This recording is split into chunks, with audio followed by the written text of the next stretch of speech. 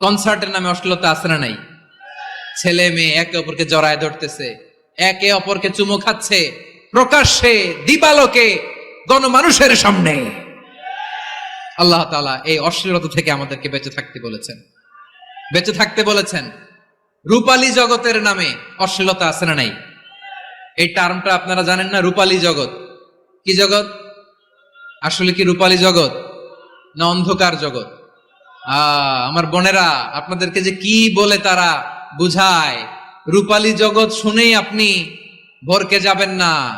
রূপালী জগতে যে নারী যত বেশি উলঙ্গ সে নাকি তত বেশি সাহসী। জানেন, বলে এটা একটা সাহসী নারী, খুব সাহসী পদক্ষেপ তার। যত বেশি শরীর থেকে কাপড় নামাতে পারবে, যত বেশি বস্ত্রহীন হয়ে নিজেকে প্রেজেন্ট করতে পারবে, সে নাকি তত বেশি সাহসী। আমার চট্টলার ভাইয়েরা, শয়তানের প্রথম এজেন্ডা ছিল বনি আদমকে বস্ত্রহীন করা। সে আদম এবং হাওয়া আলাইহিস সালামকে নিষিদ্ধ গাছের ফল খাইয়ে তাদেরকে বস্ত্রহীন করেছে। এই জামিনেও সে আমাদেরকে বস্ত্রহীন করতে চাইবে। এই রূপালী জগতের নামে তারা এটা করে। আমার প্রিয় বোনেরা, আপনি জানেন না আপনার দাম কত। ওরা আপনাদেরকে বিজ্ঞাপনের সস্তা পণ্য বানাতে চায়। ওরা আপনাদেরকে ওদের ভোগের লিপসার টুলস বানাতে চায়। ওরা আপনাদেরকে দিয়ে ওদের খায়েশ পূরণ করতে চায়। এটা আপনাদের জন্য মোটেও ডিগনিটি নয়, এটা আপনাদের জন্য সম্মান নয়। আপনার সম্মান শালীনতায়, আপনার সম্মান হেজাবে, আপনার সম্মান ভদ্রতায়, আপনার সম্মান আপনার ডিসেন্ট পোশাকে। পোশাক বলে দেয় এই নারীটা ভদ্র না অভদ্র। পোশাক বলে দেয় এই মেয়েটা কোন ঘরের মেয়ে। আওয়াজ করে বলেন ঠিক কিনা?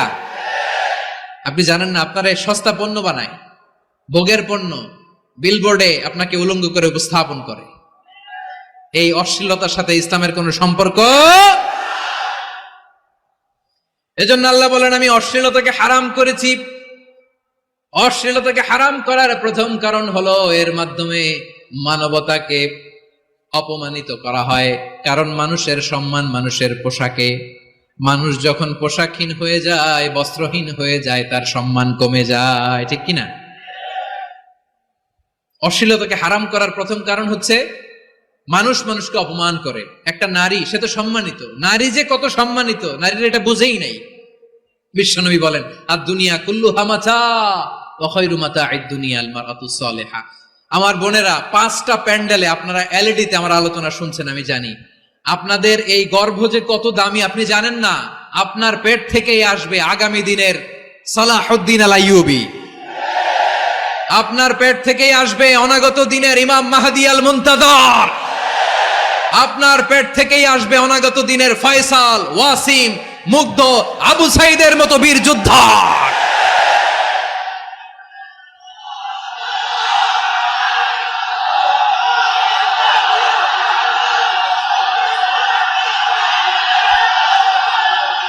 আমার প্রিয় বোনেরা, আমার প্রিয় বোনেরা, বিশ্বনবীর কথার ওজন খেয়াল করেন। আর দুনিয়া কুল্লুহা মাতা ওয়া খায়রু মাতা'আদ দুনিয়া আল মারআতুস সালিহা। দুনিয়ার সবকিছুই অ্যাসেট, এর মধ্যে সবচেয়ে দামি অ্যাসেট নেককার নারী। আপনার গর্ভ যে কত দামি আপনি জানেন না। নিজের সময়টাকে কাজে লাগান, কোরআন পড়েন, সুন্নাহ পড়েন। আপনার অনেক দায়িত্ব ঘরে। You are the MD of your family. একটা family it's a very big institution. পরিবার একটা অনেক বড় প্রতিষ্ঠান। and you are the MD of your institution. আপনি এই পরিবারের MD, managing director of your family. এখানে আপনার কত দায়িত্ব। আপনি ছেলে মেয়েদেরকে তারবিয়া করবেন। আপনি আপনার স্বামীর জন্য ঘরটার জান্নাতের নীর বানাবেন। আপনার জন্য জান্নাতের ডুপ্লেক্স বাড়ি ওইখানে তৈরি করে রাখবে কে?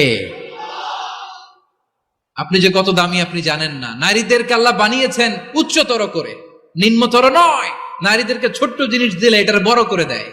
নারীদেরকে ভ্রূণ দিলে, শুক্রাণু দিলে নারী এটারে বাচ্চা হিসেবে উপহার দেয়। ঠিক কিনা? বিয়ের মাধ্যমে স্বামী যখন তার শুক্রাণু তার স্ত্রীকে উপহার দেয়, স্ত্রী রিটার্নে কি উপহার দেয়? ফুল ফর্ম বেবি, মানব সন্তান। দেখছেন, আপনি দিলেন একটু, উনি দিছে বিশাল। আপনি যদি নারীকে বাজার এনে দেন, নারী এটাকে সুস্বাদু খাবারে রূপান্তর করে দেয়। আপনি তাকে একটা মুচকি হাসি দিয়ে দেন, সে তার কলিজা দিয়ে দেয়। কিন্তু যদি আপনি তার মনে কষ্ট দেন, সে আপনার জীবনকে জাহান্নাম বানায়া দেয়। খবর আছে, নারীর মন বুঝতে পারলে নেয়ামত, বুঝতে না পারলে কিয়ামত। ঠিক কিনা বলেন? আমার প্রিয় বোনেরা, আপনি যে কত দামি আপনি জানেন না, জানেন না আপনি কত দামি, অনেক দামি আপনি। আপনাদেরকে যেন ভোগের সস্তা পণ্য বানাতে না পারে, আপনাদেরকে সচেতন থাকতে হবে, সজাগ থাকতে হবে, কনসার্ন থাকতে হবে। শয়তানের ওই হাতছানির দিকে আর নজর দেওয়া যাবে না। তাহলে কেন আল্লাহ তাআলা এই ফাহশা অশ্লীলতাকে হারাম করলেন? এক নাম্বার, এতে হিউম্যান ডিগনিটি কমে। দুই নাম্বার, এতে মানুষের অধিকার নষ্ট হয়। আপনি বিয়ে করেছেন, এরে পরকিয়া করেন, ওর সাথে এরকম আছে না নাই? স্ত্রীর অধিকার নষ্ট করেছেন। আপনি বিবাহ সম্পর্কে আবদ্ধ হয়েছেন তার সাথে, আপনি পরকিয়া করেন ওই ছেলের সাথে, আপনি আপনার হাজবেন্ডের সাথে বিট্রে করেছেন। এজন্য আল্লাহ অশ্লীলতাকে হারাম করেছে। অশ্লীলতাকে হারাম করার আরেকটা কারণ হচ্ছে আল্লাহ তাআলা এই হিউম্যান জেনারেশনকে এটাকে প্রিজার্ভ করতে চায়। হিফজুন নাসল, এটা মাকাসিদুশ শরিয়ার অনেক গুরুত্বপূর্ণ একটা মাকাসিদ, অনেক গুরুত্বপূর্ণ। আপনার নাসল, আপনার জেনারেশনকে সংরক্ষণ করা। এই যে আসতেছে ফেব্রুয়ারি, কত ফেব্রুয়ারি জানো? এটা কি বিশ্ব ভালোবাসা দিবস? হ্যাঁ, কি দিবস? এই বিশ্ব ভালোবাসা দিবসের সাথে মুসলমানদের কোনো সম্পর্ক নাই। আমার প্রিয় ভাইরা, এই যে আপনি অবৈধ সম্পর্কে জড়ালেন, কেন আল্লাহ অশ্লীলতাকে হারাম করেছে দেখেন। বলতেছিলাম যে এটা আপনার নাসল, আপনার জেনারেশন, আপনার লিনিয়েজ, আপনার বংশকে প্রিজার্ভ করা। কে কার বাবা, কে কার মা, বাবা মা জানা, প্রজন্মকে প্রিজার্ভ করা, এটা ইসলাম ওয়াজিব করে দিয়েছে। এই যে অবৈধ সম্পর্কের কারণে, বিশ্ব বেহায়া দিবসের কারণে, এগুলোর আউটকাম, আউটপুট হিসেবে মাঝে মাঝে ঢাকা মেডিকেলের ডাস্টবিনে নবজাতকের বাচ্চার কান্নার আওয়াজ শুনতে পাওয়া যায়। চট্টগ্রাম মেডিকেলের ডাস্টবিনে নবজাতকের কান্না শুনতে পাওয়া যায়।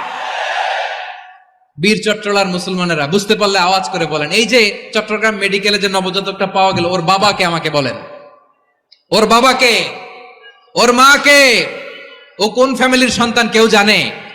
আপনি হিউম্যান ডিগনিটিকে অপমান করেছেন না? আপনি তার ভবিষ্যৎকে অন্ধকার করেছেন না? আপনি তার লিনিয়েজকে প্রশ্নবিদ্ধ করে দিয়েছেন না? এই জন্য আল্লাহ তাআলা অশ্লীলতাকে আমাদের জন্য হারাম করে দিয়েছেন। পড়েন সুবহানাল্লাহ। এই জন্য রাব্বুল আলামিন বলেন, কুল ইন্নামা হাররামা রাব্বিয়াল ফাওয়াহিশা মা যাহারা মিনহা ওয়া মা বাতান।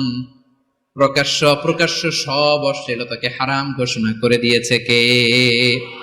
আবার দুনিয়ার বুকে যারা অশ্লীলতার প্রসার করে তাদের জন্য শাস্তি মজুদ রেখেছে কে?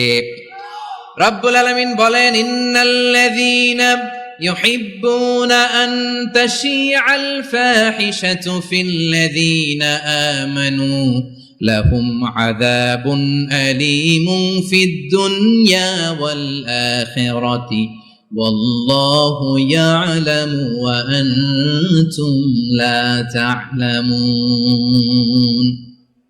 নিশ্চয়ই যারা বিশ্বাসীদের মাঝে অশ্লীলতার প্রচার প্রসার করতে চায় তাদের জন্য আমি মর্মন্তুদ শাস্তি প্রস্তুত করে রেখেছি, দুনিয়াতেও রেখেছি, আখিরাতেও রেখেছি। ঘোষণাটা কার?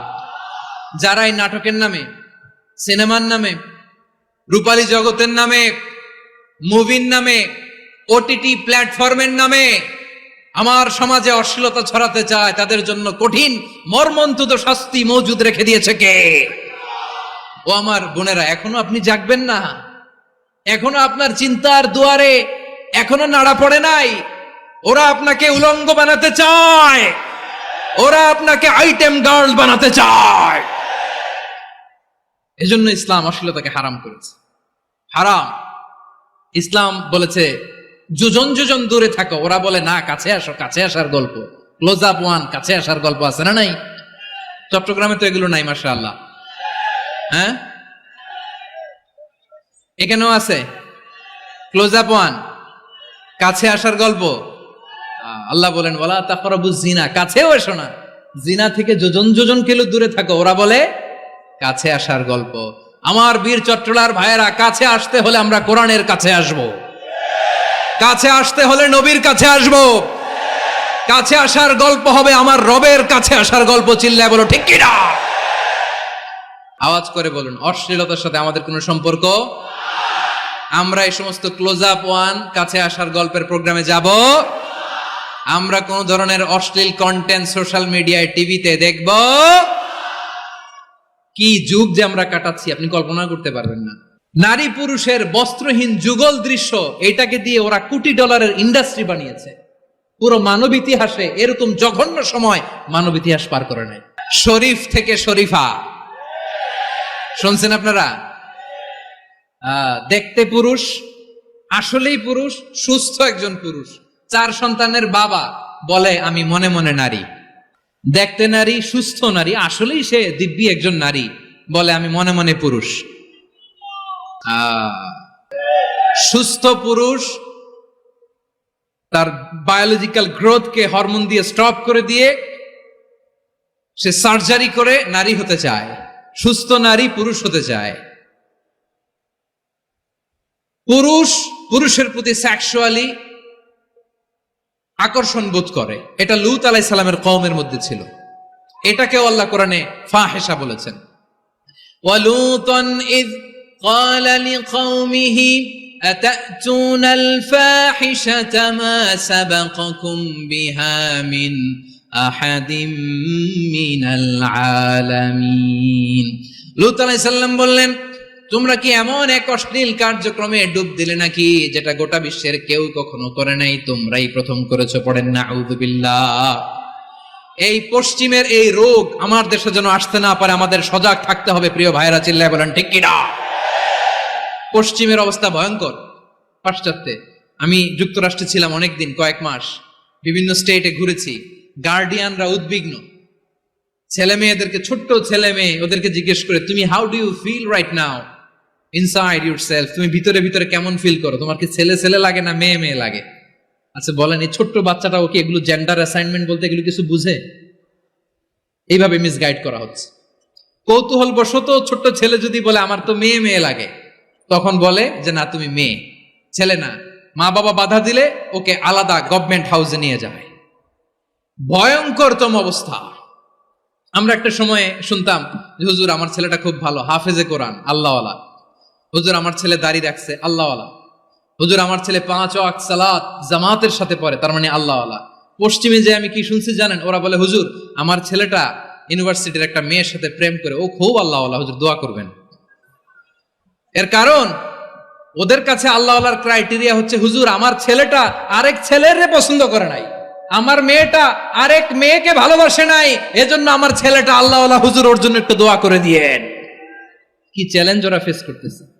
ওনার ছেলে যে আরেক ছেলেরে বিয়ে করবে না, এটাতেই উনি খুশি যে আলহামদুলিল্লাহ আমার ছেলেটা একটা মেয়েরে ভালোবাসে, আমার মেয়েটা একটা ছেলেরে ভালোবাসে, মানে এটা খুব আল্লাহওয়ালা। নাউজুবিল্লাহ পড়তে পারলেন না? এজন্য অশ্লীলতার সাথে আমাদের কোনো সম্পর্ক। রাব্বুল আলামিন বলেন ওয়ায়ানহা আনিল ফাহশাই ওয়াল মুনকারি ওয়াল বাগি। 3টা জিনিসকে আমি নিষিদ্ধ করলাম। 1 নাম্বার হলো ফাহশা, অশ্লীলতা। 2 নম্বরে হলো মুনকারের সমস্ত মন্দ কাজ। আপনাদের মনোযোগ আছে না? শেষ করে দিব? আর 2-1 মিনিট শুনবেন? আচ্ছা বলি তাহলে, আর 2-1 মিনিট। তাহলে নিষেধাজ্ঞা জারি করেছেন 3টা জিনিসের উপর। 1 নাম্বার কি? ফাহশা, অশ্লীলতা। 2 নাম্বার মুনকার। মুনকার মানে হচ্ছে যত মন্দ কাজ, খারাপ কাজ, বাজে কাজ, এটার বলে মুনকার। এটার কি বলে? আপনারা পড়ছেন না তা'মুরুনা বিল মা'রুফি ওয়া তানহাউনা আনিল মুনকার। ভালো কাজের আদেশ, সৎ কাজের আদেশ, অসৎ কাজের নিষেধ। মুনকার, মুনকার হচ্ছে মানুষের স্বাভাবিক বিবেকবোধ যেটাকে খারাপ বলে, ওইটাই মুনকার। পৃথিবীর সব আসমানি গ্রন্থ যেটাকে খারাপ বলেছে, মানুষের স্বাভাবিক বিবেকবোধ যেটাকে খারাপ বলেছে, এগুলো সব মুনকার। যেমন ইফটিজিং, এটা কি ভালো না খারাপ? মজুদদারি, খাদ্যে ভেজাল দেওয়া, ওজনে কম দেওয়া, মাছে ফরমালিন মিশানো, চাঁদাবাজি, টেন্ডারবাজি, দখলবাজি, এগুলো আমাদের স্বাভাবিক বিবেকেই বলে এগুলো খারাপ, এগুলো হচ্ছে মুনকার।